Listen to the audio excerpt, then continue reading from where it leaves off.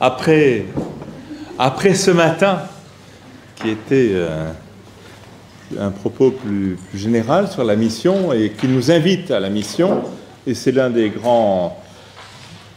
des grandes réalités de notre vie et le propos même de l'ordre auquel la plupart d'entre vous appartenez. Autre exercice, c'est celui du rapport entre les laïcs dominicains, la fraternité dominicaine, et comment la pratiquer. Le sujet peut évidemment sembler comme allant de soi. Il a un côté tonifiant, il vise au cœur, et on aimerait bien le mettre en pratique. La fraternité chrétienne des origines, c'est une attitude désirée, alors qu'espérer de mieux?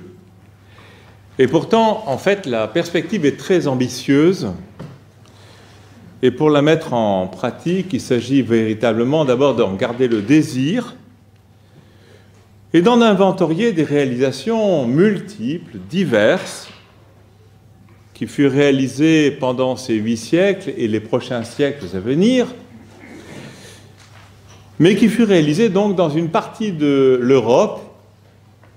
En fait, nous en avons surtout des traces à l'origine, dans les premiers siècles, qui furent donc consacrés spécialement à ce qui est devenu la France, ce qui est devenu l'Italie, l'Espagne ou le centre de l'Europe. Il nous faut prendre un peu de recul et se rendre compte aussi que c'était un propos qui n'était pas que autour de l'ordre des dominicains, c'est un propos général en réalité, et ce propos général est celui du XIIe siècle, où il y a quand même une ferveur catholique, laïque, de nombreuses personnes qui découvrent la vie de la foi et comment la mettre en pratique. Non pas seulement en étant un moine ou une moniale, ni même en étant un clerc, mais aussi dans la vie laïque, le XIIe siècle, et on voit émerger cette revendication, ou plutôt ce souci, de mettre en pratique sa foi, de l'intérioriser et d'évangéliser autour de soi. Mais avant de venir à tout cela, regardons la situation telle que plusieurs d'entre nous peuvent la connaître. Enfin, je ne sais pas si vous connaissez le Lauragais, ou la plupart d'entre vous, ou pas tout à fait tous. Est-ce que vous vous représentez des lieux comme Fangeau, Trouille, les noms de Carcassonne peut-être, très visités, Castelnaudary, un nom goûteux, voire Bram aussi, la sortie d'autoroute de Bram, très important. Donc nous sommes dans l'Aude, nous sommes au voisinage de l'Ariège, de la ville de Mirepoix, au sud de la Haute-Garonne. Toulouse est à environ 80 km.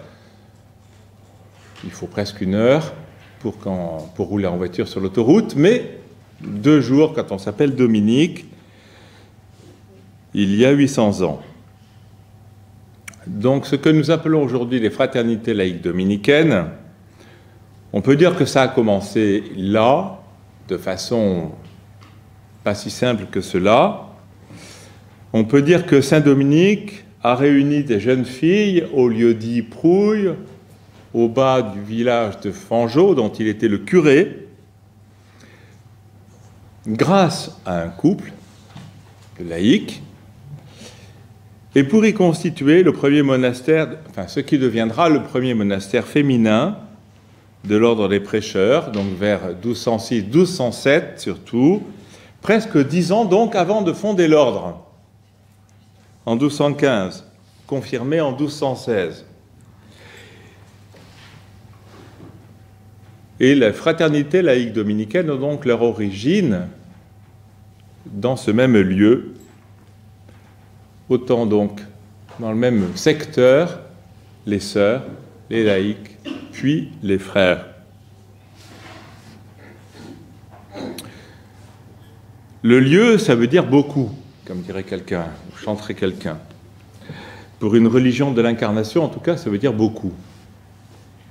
Ce lieu a donc des racines concrètes. Ce n'est pas seulement un esprit, une manière d'être. Ce lieu, c'est celui d'un axe de passage, un axe de communication, antique, certes, mais dans une région éprouvée, difficile pour la foi, déjà au XIIe siècle. Une région habitée par des bons hommes, plus tard appelés les cathares. La manière de vivre et de prêcher la foi catholique, telle qu'elle est pratiquée par saint Dominique et par l'évêque qui l'accompagnait, Diègue d'Osma, la manière donc de vivre leur foi et de la prêcher va y gagner en crédibilité et en attirance. En ce siècle, donc, c'est l'émergence spirituelle qui semble évidente, elle devient réelle, vraiment, avec des groupes à travers toute l'Europe, et pas seulement dans la région du Lauragais. Une Europe dont le pape Innocent III, qui fut pape de 1198 à 1216, le pape Innocent III avait le souci de l'évangélisation. Et c'est pourquoi on a pu voir qu'il a appuyé ce qui émergeait concernant les laïcs, les groupes de laïcs, et souvent en ville. Il n'y avait guère d'organisation, mais on peut relever que les non-clercs s'appliquaient à s'investir dans les actions de l'Église. C'est pourquoi Dominique bénéficie de tout cet entourage, de tout ce qui semble assez prégnant, évident à l'époque. Dominique n'organise pas lui-même des fraternités laïques, la règle viendra bien après, mais enfin, il se trouve être contemporain de toute cette émergence et il va la canaliser, ou il va en bénéficier aussi. On pourrait mentionner d'autres lieux fondamentaux où des groupes de laïcs s'attacheront à des communautés religieuses dominicaines, Toulouse, Rome, Bologne.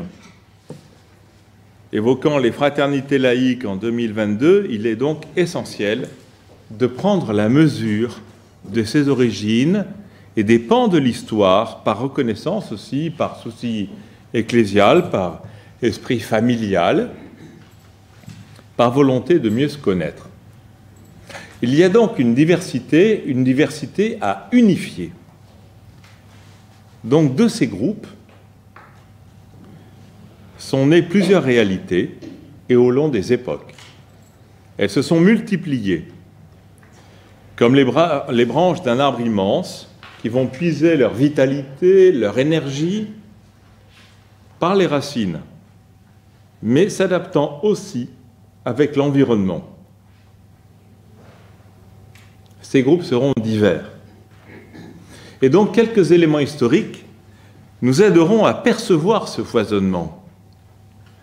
Il y a bien des composantes, des groupes informels, mais repérables, des tiers-ordres qui viendront un peu après et qui seront soit réguliers, comme des religieuses qui sont venues d'un tiers-ordre, mais qui ne sont pas moniales. Il y a aussi les tiers-ordres séculiers.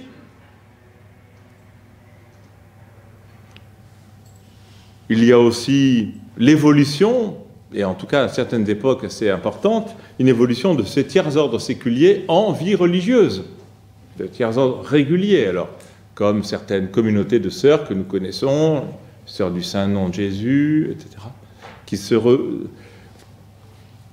qui ont quelque chose de cela. Donc il faut être conscient de cette variété. Enfin, comme présentation, je voudrais rappeler le mot de fraternité. On l'a évoqué ce matin, ce mot. Il est propre à l'ordre, c'est vrai. On a souvent parlé, pendant des siècles, on a parlé de tiers-ordre. C'est un vocabulaire qui nous est étranger, qu'on a adopté parce qu'il était canoniquement habituel. On l'a adopté parce que les franciscains y faisaient référence et que c'était numériquement massif.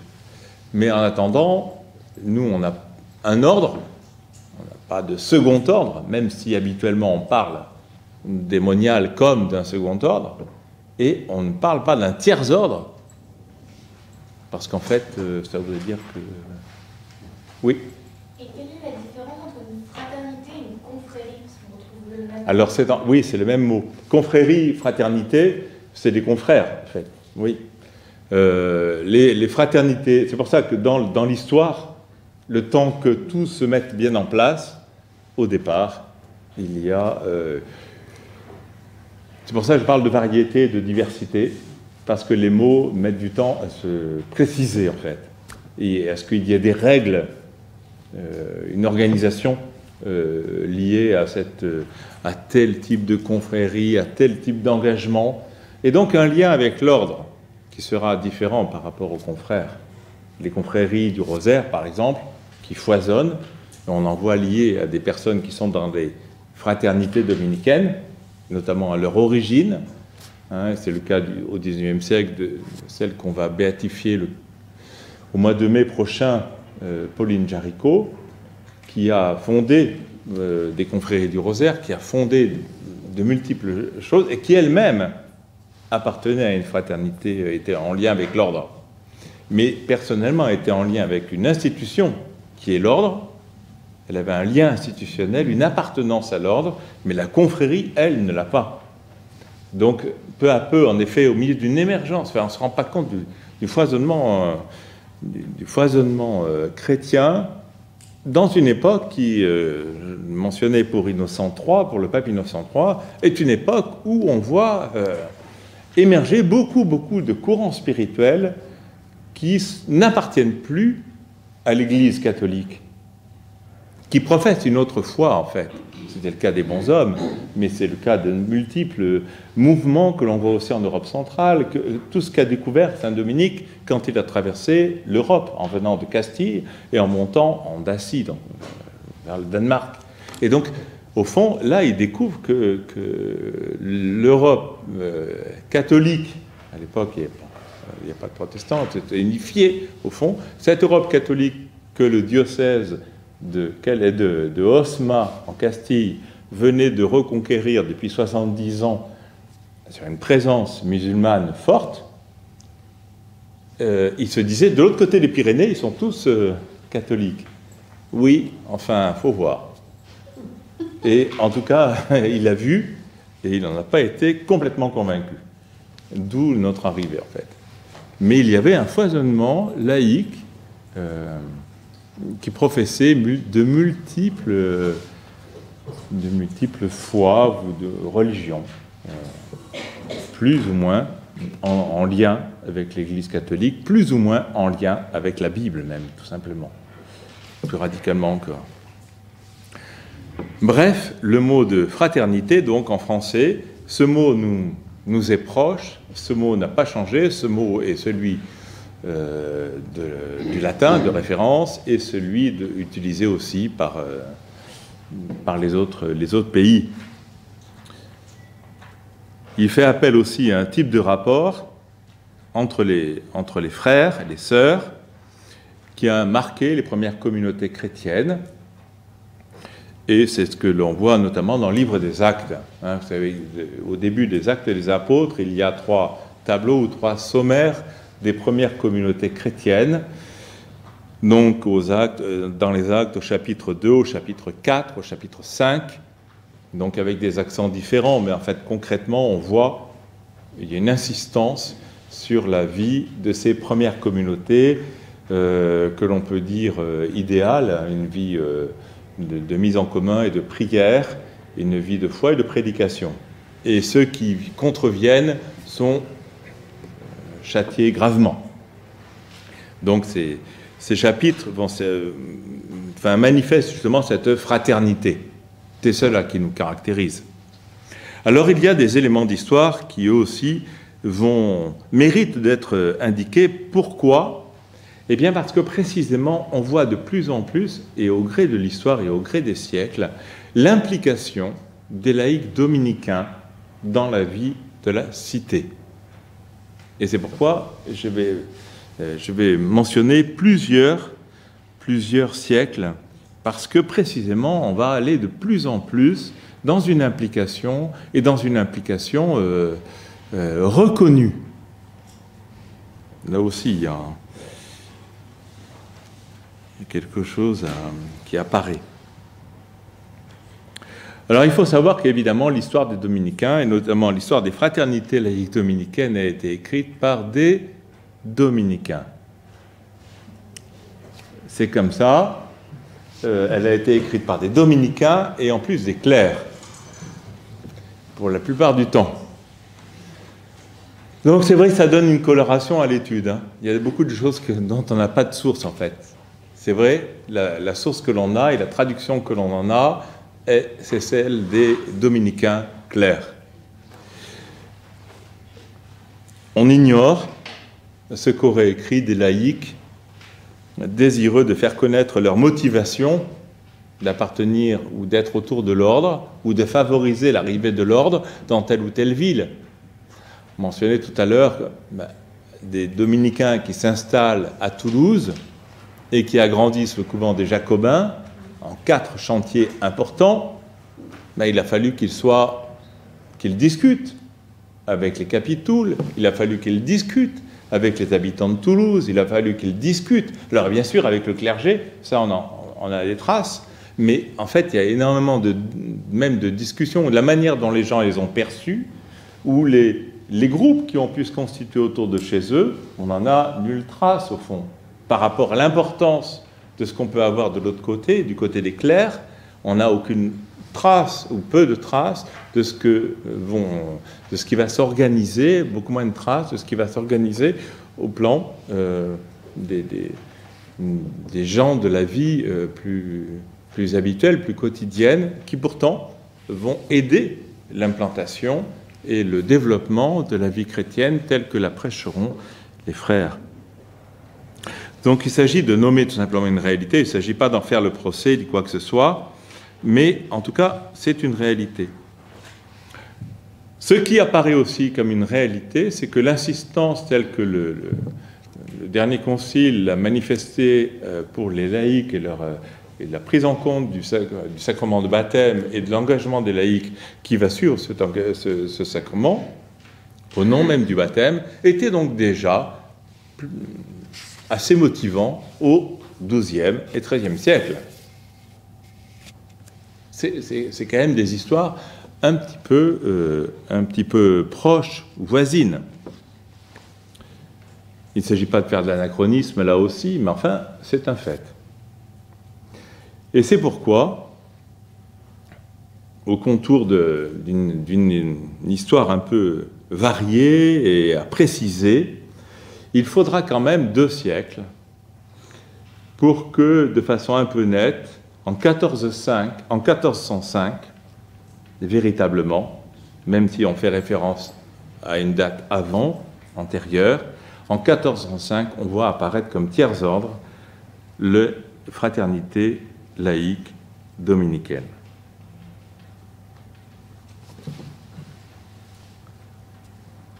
Donc j'évoquais un mouvement de fond dès le XIIe siècle. Les laïcs vivant dans la cité ont été partie prenante de l'histoire de l'ordre. Nous avons noté donc des laïcs dès le XIIe ont été investis dans la vie chrétienne ecclésiale. Ils ont des visages variés, donnés, les familiers revêtant ou pas un habit, des recluses, des béguines, des chanonesses, qui s'engagent dans des paroisses, dans les confréries, dans les œuvres caritatives ou sociales, comme les hospices, les maladreries. Et parfois, elles vivaient en commun. Parfois, ces personnes ont tenu un lieu comme à Sienne, par exemple, où descendaient les franciscains et les dominicains. Pensons aussi aux multiples confréries de pénitents, les ordres de pénitence. C'est d'autant plus important qu'on en vient. Les ordres mendiants dont les prêcheurs sont une branche, dans l'esprit, porteurs d'esprit de pénitence. On pourrait citer, en Bohême, la bienheureuse Edislava de Lamberg, au XIIIe siècle, qui s'est consacrée au service des pauvres, qui est liée à l'ordre de la pénitence et qui aurait aidé à fonder un couvent. Bref, mouvement de fond de toute une époque et parfaitement repérable. Il faudrait aussi ajouter à cela des milices. C'est aussi, depuis 1209, autour de Simon de Montfort, donc Saint-Dominique a connu cela. Et elles se poursuivront au cours des siècles. Elles sont encouragées par l'Église, parfois par l'ordre. Il s'agit de déployer le royaume de Dieu dans la cité. Donc ces laïcs sont parfois regroupés par une dévotion, par un charisme de religieux, et ils ont donc participé à l'émergence des prêcheurs. Ils ont partagé leur visée évangélique, ils ont voulu se nourrir de leur charisme, et c'est ce que nous entendons encore dans les engagements. Nous avons encore des formules d'engagement. C'est bien de cela qu'il s'agit.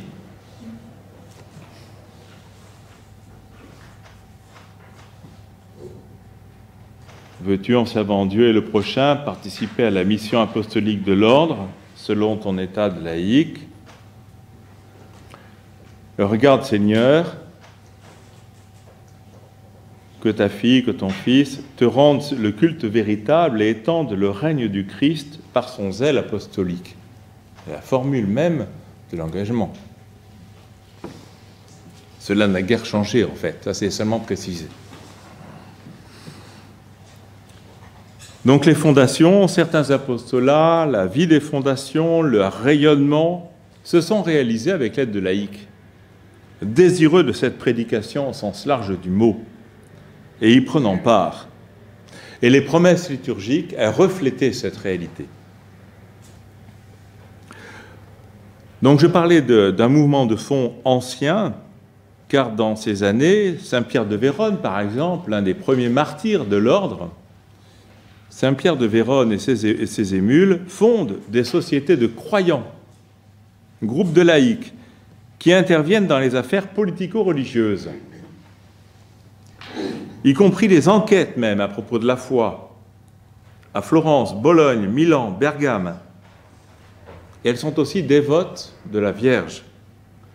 Et ils favorisent le regroupement, le renouveau des catholiques. Ils luttent contre les hérésies pour réformer les mœurs. Ils encouragent les décisions communales qui conviennent à la foi. Ils auront tous un rôle de pacification dans la cité, parce que les cités en Italie du Nord aiment bien guerroyer, et elles se divisent. Donc ce qui est quand même marquant, c'est qu'il y a toujours ce rôle social et politique. Ça sera tout le temps, tout au long de l'histoire. Parfois des hauts, parfois des bas, mais en attendant, il y a là une ligne de fond. Et quand on parle de royaume de Dieu dans la cité, il s'agit bel et bien de cela. Si l'expression contemporaine de famille dominicaine que l'on utilise depuis 1969 touche à quelque chose, c'est bien cela, famille dominicaine.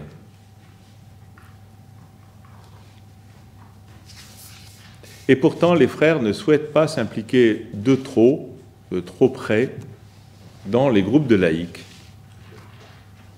Il semble y voir une limite dans leur prédication, et donc on aura au long de l'histoire tout le temps ces hésitations ou ces ralentissements. En fait, c'est de cela qu'il s'agit. Comme nous avons la même réalité par rapport à nos sœurs moniales. Bien sûr, nous les aimons beaucoup. Bien sûr, quand quelque chose nous touche, on va leur dire. Bien sûr, quand quelque chose les concerne vivement, on s'en soucie. Mais il est vrai que dans l'histoire de l'ordre, on a eu aussi la même problématique. Est-ce qu'on va s'investir auprès de nos sœurs moniales au risque de ne plus être tout à fait libre de nos mouvements? En fait, c'est un peu de cela qu'il va s'agir. Parce que si on doit être auprès de multiples groupes et auprès de monastères, à ce moment-là, les frères sont pour une grande part bloqués sur un endroit, en fait. Et donc, nous avons du mal à aller prêcher à différents endroits au gré des prédications demandées ou des perspectives que nous voudrions avoir pour développer notre présence sur tel ou tel endroit, parce que nous sommes déjà figés sur un lieu précis. Donc il y a toujours ces deux réalités qui appartiennent à la vie de l'ordre, c'est vrai. Est-ce qu'on est quelque part ou est-ce qu'on rentre dans une problématique plus large, et en quoi est-ce qu'on est lié à un lieu ou pas? Et ça, c'est sans cesse quelque chose qui va nous accompagner durant toute notre existence. Et en 1285, alors, en tout cas, avec l'élection du maître Muñoz de Zamora, c'est un nom à retenir, Muñoz de Zamora, 1285, il est l'auteur de ce qu'on a appelé le premier règlement concernant les laïcs. Il est espagnol, il se saisit d'une question qui est surtout italienne, c'est assez nouveau pour lui, et dans un ordre clérical, ce qui va aussi poser un problème, parce qu'il s'agit de laïcs, il s'agit d'aider, de participer pour eux à une évangélisation portée par des clercs. Quelle place faisons-nous à des laïcs dans un ordre de clercs? Il réglemente non pas un tiers-ordre, mais il rédige pour les frères et sœurs de l'ordre des prêcheurs qui sont appelés communément frères et sœurs de la pénitence de Saint-Dominique. Donc on préfère ce mot, qui correspond aussi à une époque, l'esprit de la pénitence, pour vivre avec le Christ, avec de multiples renoncements, pour être libre de cœur et appartenir au Christ, et plus qu'un tiers-ordre, donc un ordre de la pénitence. Les frères et sœurs de la pénitence. Et le pape appuiera ce choix. Ce règlement ne sera promulgué qu'en 1405, comme je le disais tout à l'heure.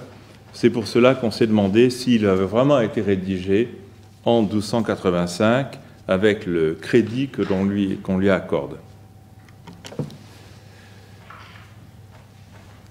Mais en tout cas, à partir de 1405, il sera une référence jusqu'en 1923. Donc, l'ordre de la pénitence de Saint-Dominique. Un petit peu plus tard, il y a une autre personne que l'on a évoquée ce matin et qui s'appelle Sainte Catherine de Sienne. Sainte Catherine de Sienne aura une importance profonde, et pour la vie de l'Église, certes, et comme figure spirituelle, bien sûr, mais en tout cas, elle aura aussi formé un groupe. Et son groupe, c'est celui des Mantellate. C'est celle qui porte un manteau. Elle-même est née en 1347. Elle fut un temps recluse à Sienne, et elle vit une profonde expérience mystique d'épousailles divines. Elle deviendra une référence spirituelle, féconde, et son confesseur avec elle, Saint Raymond de Capoue, qui sera aussi maître de l'ordre, et qui accompagne son travail de prédication, de pacification dans les cités et de réconciliation dans l'Église. On lui devra finalement que le pape d'Avignon revienne à Rome. Donc elle a un rôle, elle et son confesseur, un rôle majeur et public. C'est une laïque et elle va ramener le pape à Rome. Évidemment, c'est un clerc. Hein, tout le monde en est convaincu, mais enfin, là aussi, ça veut dire beaucoup. Hein. Elle prend un rôle majeur et public, et on la suit. De même, elle écrit aussi, elle dicte des lettres d'une vigueur peu commune pour rabrouer tel ou tel évêque, supérieur d'ordre et autres, et y compris aussi des hommes politiques de son temps, pour leur conversion. Hein. Et elle a un rôle de tout premier plan et un rôle qui aura une fécondité immense.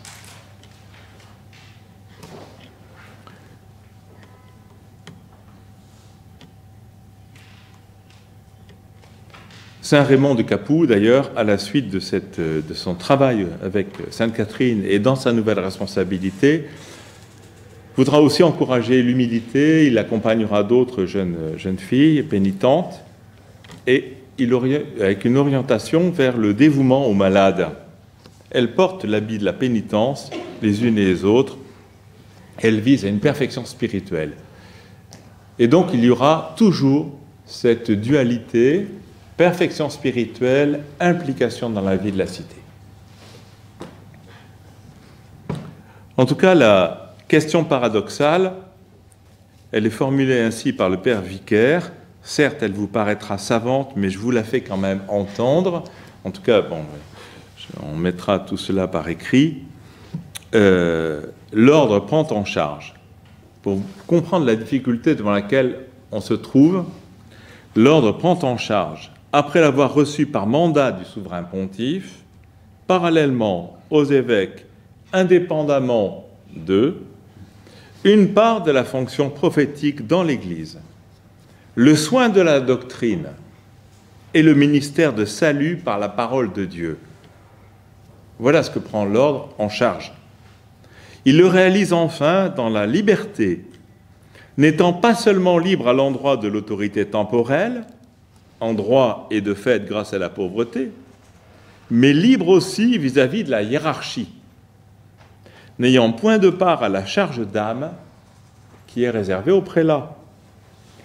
Au sein de cette réforme de l'Église, dont le courant traverse au milieu de bien troubles remous toute l'histoire médiévale, l'ordre des prêcheurs est donc directement un essai de réforme de la vie et du ministère du clergé dans lequel la vie monastique trouve sa place. Mais il n'est qu'indirectement une réforme de l'ensemble de l'Église. Réforme des clercs, non de l'ensemble des chrétiens et par conséquent des masses laïques. Son évangélisme très réel est un évangélisme de clercs sous l'inspiration du modèle des apôtres et qui par définition n'est pas communicable à des laïcs. Cependant, il se trouve que les laïcs ont donc accompagné ce mouvement et qu'ils y participent. Il faut voir comment. Mais c'est vrai que le travail d'un ordre clérical va se consacrer évidemment aux clercs. Donc, devant cette difficulté, le monde quand même continue à avancer, évidemment. Les groupes divers se développent, heureusement, et les frères les encouragent. 1405, publication donc de la règle d'un tiers ordre.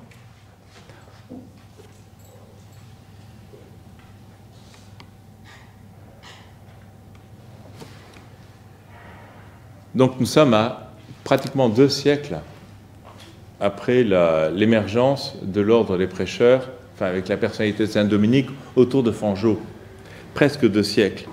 Et il faut finalement une règle de vie qui est finalement presque une règle de vie religieuse, avec un vocabulaire qui est proche de la vie religieuse. L'idéal proposé Il parle de prieurs, de novices, d'habits, de noms de religion, de rites de vêture, de rites d'admission, de profession, de rites très solennels, et une profession qui engage jusqu'à la mort. Les obligations, c'est celles des heures canoniales, celles que prient les chanoines, jusqu'au lever des matines et même au lever nocturne, pendant l'Avent et le Carême.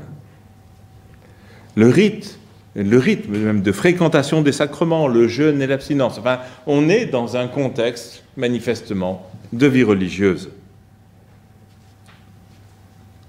Il y a même une obligation de stabilité. On ne va pas bouger. Et si jamais on se déplace pour un pèlerinage, il faut une autorisation expresse du maître, le directeur spirituel. Le directeur spirituel, c'est ce qui est devenu l'assistant. Donc le monde a un peu évolué. Le gouvernement de la fraternité revient à un prieur laïque institué à vie, mais révocable chaque année.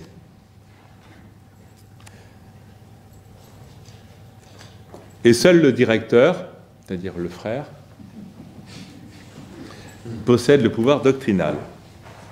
C'est lui qui instruit, de fait, pendant les réunions mensuelles qui se tiennent à l'église du couvent des Dominicains. Et il faut noter l'importance de l'élection, l'exercice de la juridiction de l'ordre sur les laïcs. Donc il y a quand même un équilibre des pouvoirs, mais c'est quand même une dépendance assez étroite. Se pose aussi la question des œuvres. Il y a la participation des laïcs à une œuvre de miséricorde spirituelle, la propagation des vérités de la foi.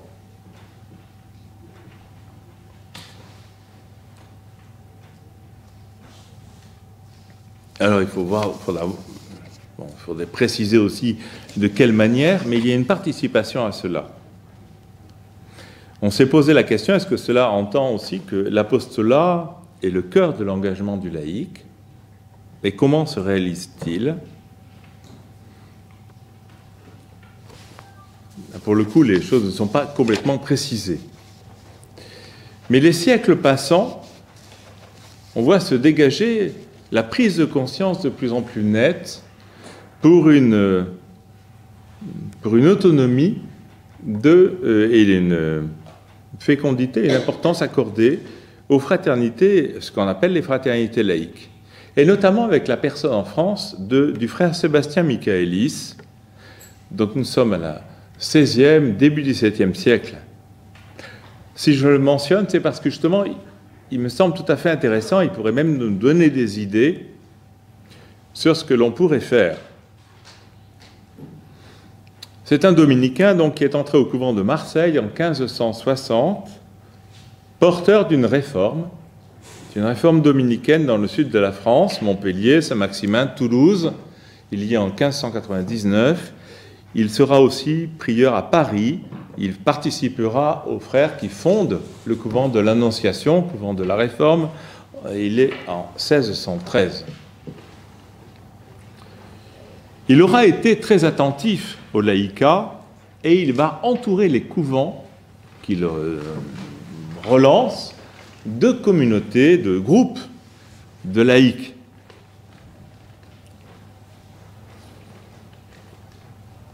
Nous sommes dans les suites du Concile de Trente et dans la contre-réforme catholique. Et pour lui, les fraternités laïques sont à même de réagir fortement vis-à-vis du protestantisme pour la défense de la foi catholique dans la cité. Et partout où il va aller, il va semer ces fraternités, ces groupes de laïcs, ce tiers-ordre. Donc des figures laïques sont même repérables, connues, mais surtout il y a ces groupes qui ont des missions liées à la vie de la cité, des engagements comme groupe. Il a l'idée d'un État mixte,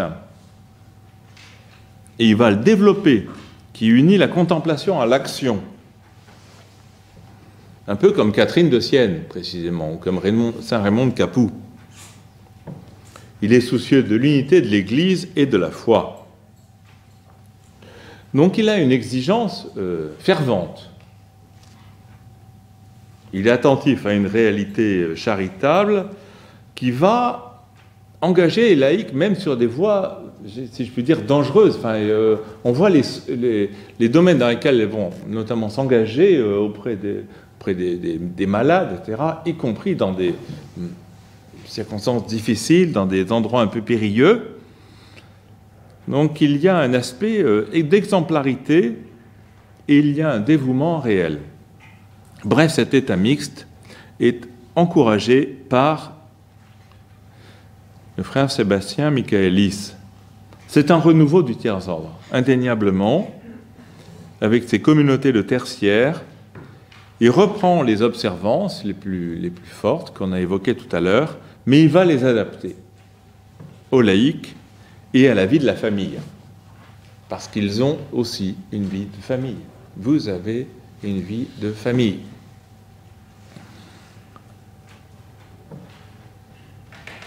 Donc 3 pôles principaux: vie spirituelle, ascèse et charité.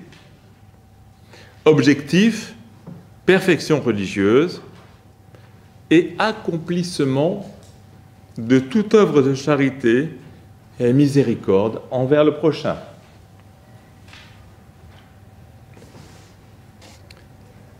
Ce règlement est du 5 mai 1599 et il y a là des jeunes femmes qui s'engagent à Toulouse.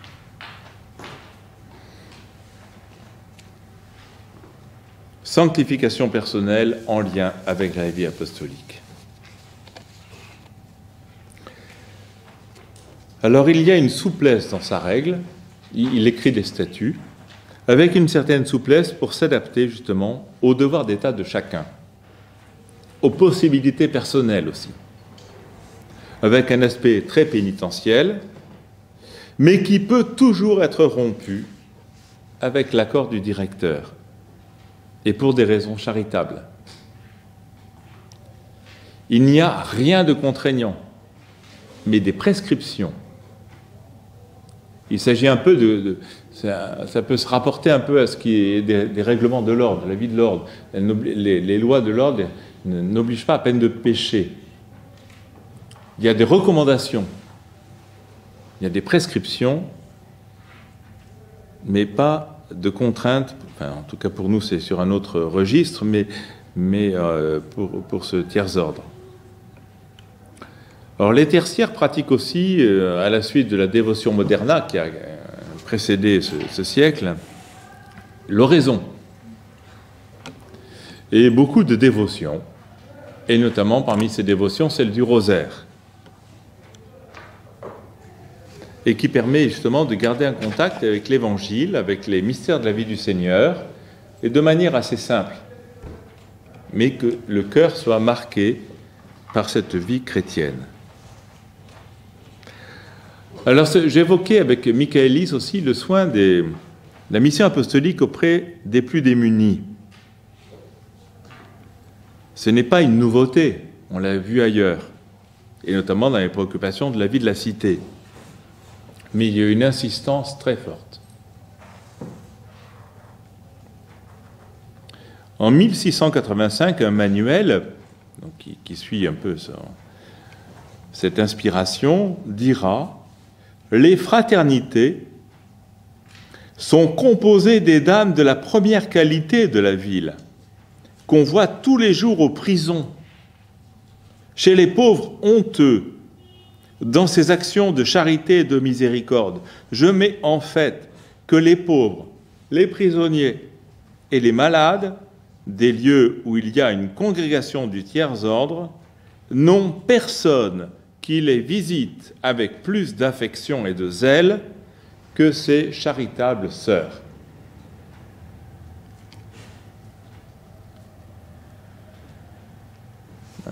Donc, au tout début, la règle, elle évoquait la question de la sanctification personnelle, de la pénitence pour soi. Là, il y a une inflexion très nette du côté des œuvres. Là, enfin, on n'a pas renoncé à la conversion personnelle. Mais cette conversion personnelle, elle va permettre à ce qu'il y ait des œuvres pratiquées. Et ces œuvres ne sont pas personnelles seulement, elles sont les œuvres de plusieurs. Et notamment de ce tiers-ordre, de telle ou telle fraternité. Je ne dis pas que tout le monde dans la fraternité y participe, mais en tout cas, la fraternité les porte. Chacun à sa manière. Mais en tout cas, c'est une œuvre commune.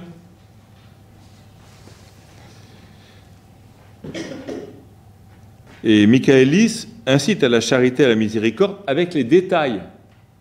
C'est pour cela qu'il y a vraiment une nouveauté dans cette implication. Il y a des plans dans les visites des hôpitaux. Il y a des tâches à accomplir qui sont précisées. Ces lieux sont très malsains et cependant les gens vont aider.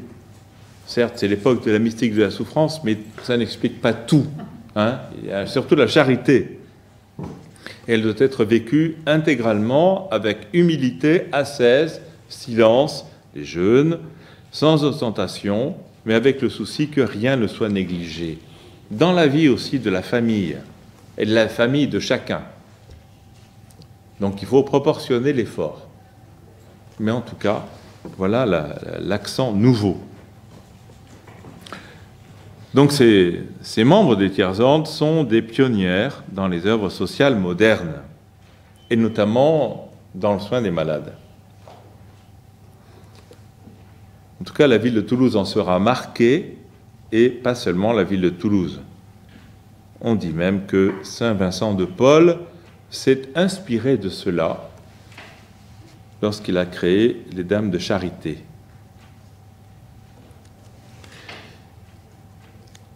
Il y aura aussi parmi les institutions fondées, je le dis parce qu'on peut y penser ici avec le Père Lataste qui est notre voisin, il a fondé aussi, il y a eu une fondation d'une institution pour les repentis.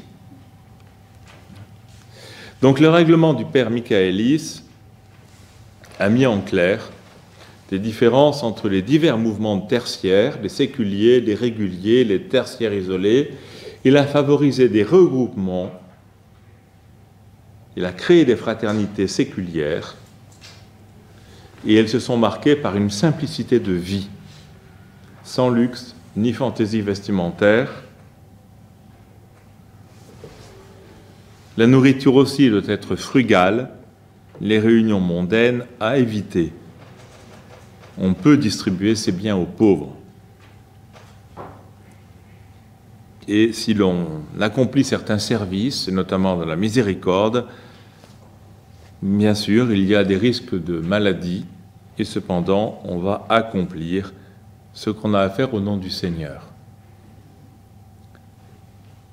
Enfin, la miséricorde s'étend aussi aux âmes des défunts.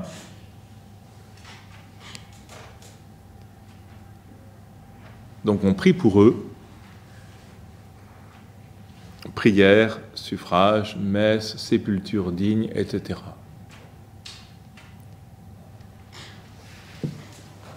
On comprend que plusieurs tertiaires aient aussi fondé des congrégations,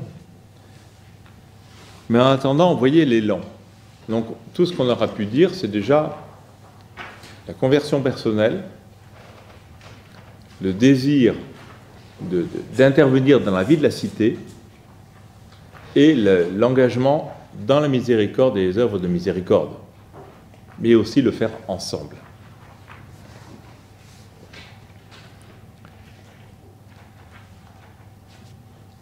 Bien, je ne parlerai pas ici de la Révolution française, ni même de ce qui suivra la Révolution, mais il est vrai que le tissu, l'importance des tertiaires, de ce qu'on appelait à l'époque les tertiaires, aura permis de reconstituer et même de restaurer la présence de l'ordre plus facilement. Quand l'accordaire restaurera l'ordre, il s'appuiera manifestement sur la présence des tertiaires.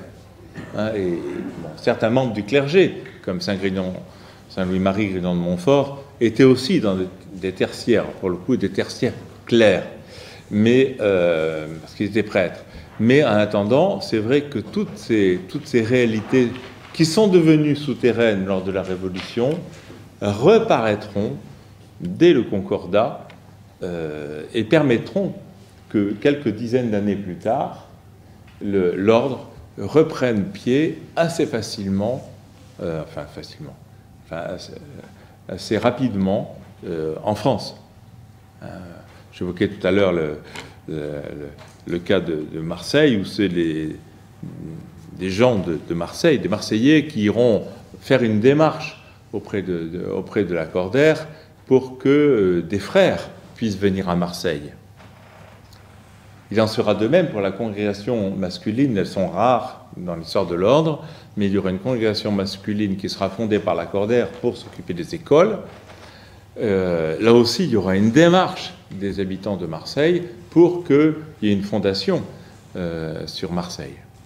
Donc, il y a quand même une présence manifeste du tiers-ordre sur tout le territoire, et qui aura permis que nous puissions reprendre vie, renaître et développer notre apostolat.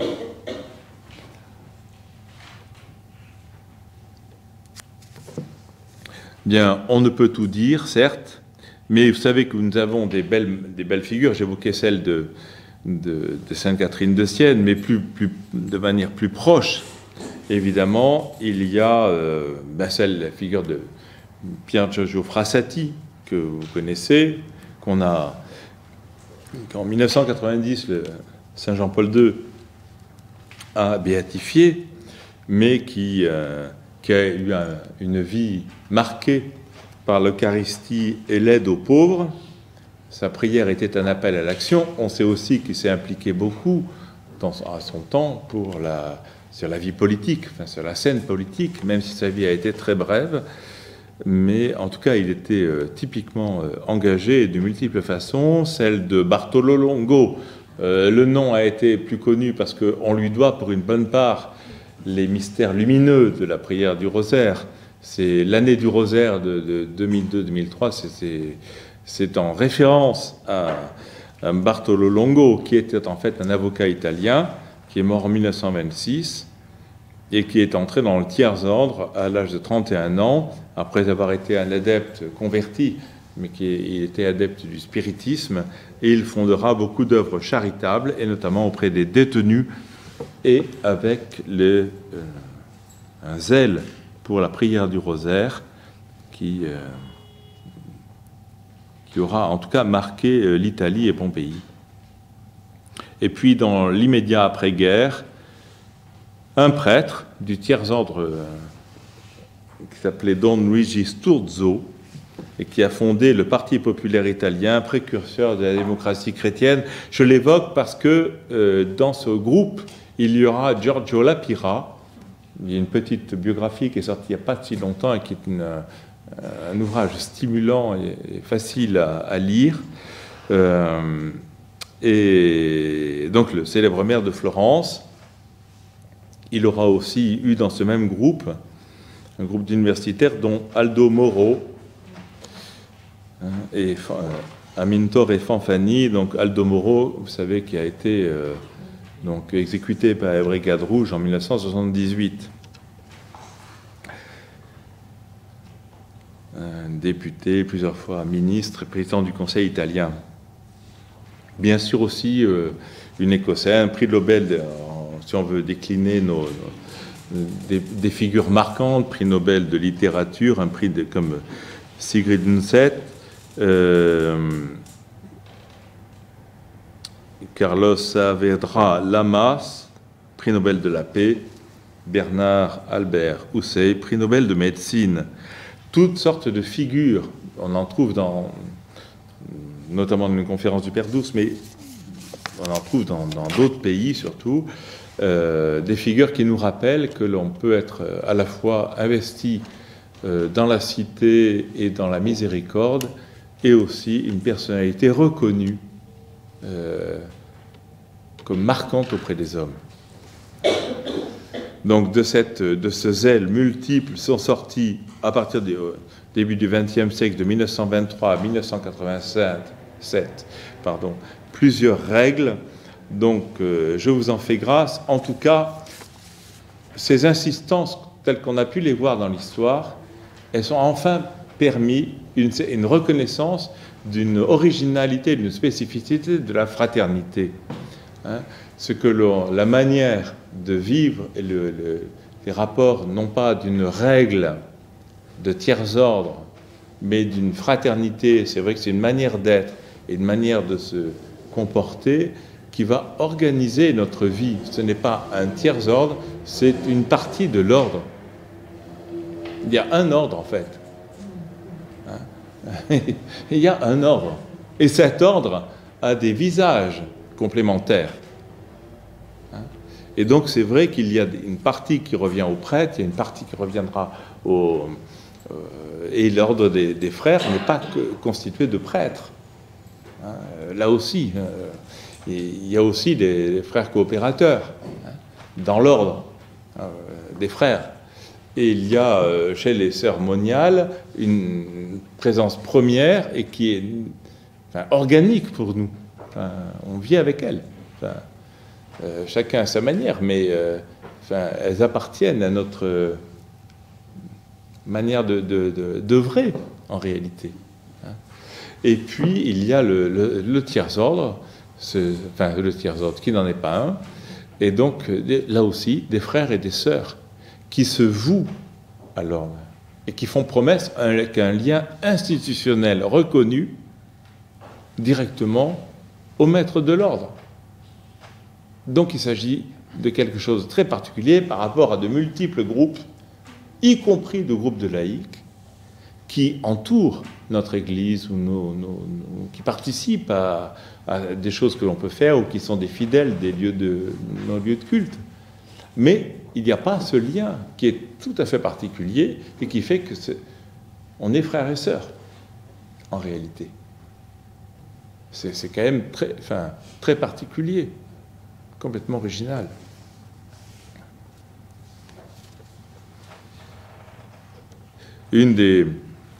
Un texte qui a un souffle